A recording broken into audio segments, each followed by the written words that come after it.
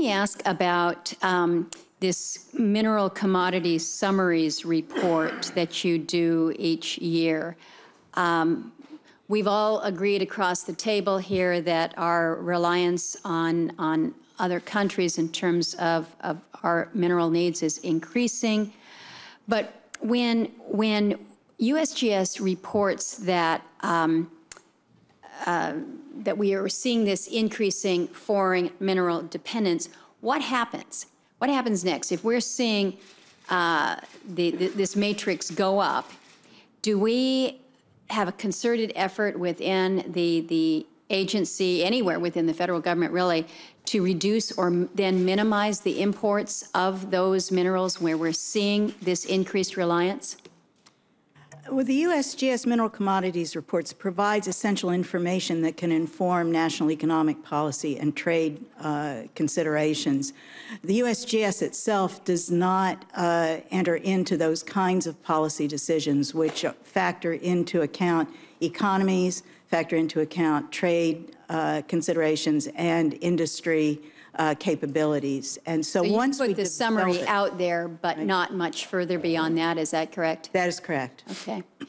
Let me ask a little bit about permitting reform, because we've heard from many of you here at the table that permitting reform must be addressed. It takes an average of 7 to 10 years to permit a new mine here in this country.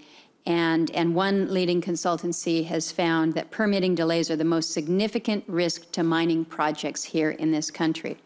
Mr. Fogels, you mentioned a couple specifics in the state of Alaska where we've made some headway. I think you refer to the large project coordinator, where you've got a liaison between the applicant and all the agencies, better coordinating it that way. And we've seen improvements at the state level. What do you hear at the federal level, though, in contrast to what you're doing at the state level?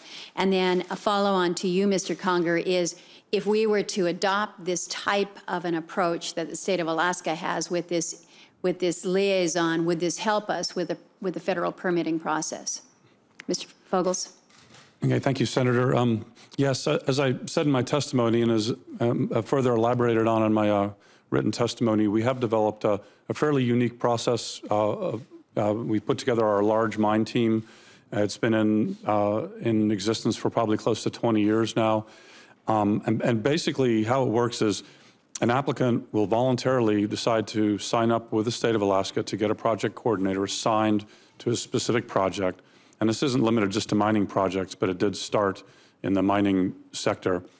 And then that coordinator will essentially shepherd the process. We'll track every single permit, state, federal, local, try and bring all the parties to the table and be that efficient single point of contact.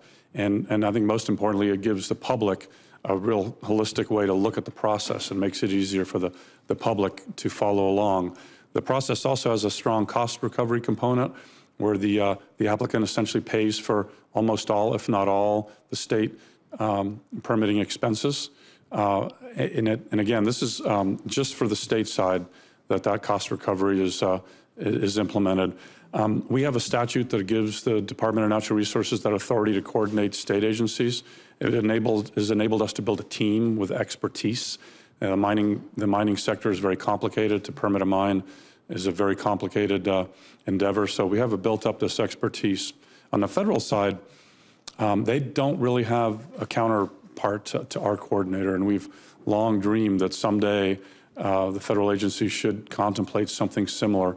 We understand that it's a little more difficult to do something like that on the federal side with a federal family, but we still think there's room for the federal agencies to somehow coordinate a little bit better. I think the Canadian national government has a major projects office, and that may be something to look at, but I think there's... Well, I appreciate that. My time is up, and Mr. Conger, I wanted you to just very briefly comment if you think that federal application of what we've seen at the state level would help us with a more expedited or more efficient permitting process.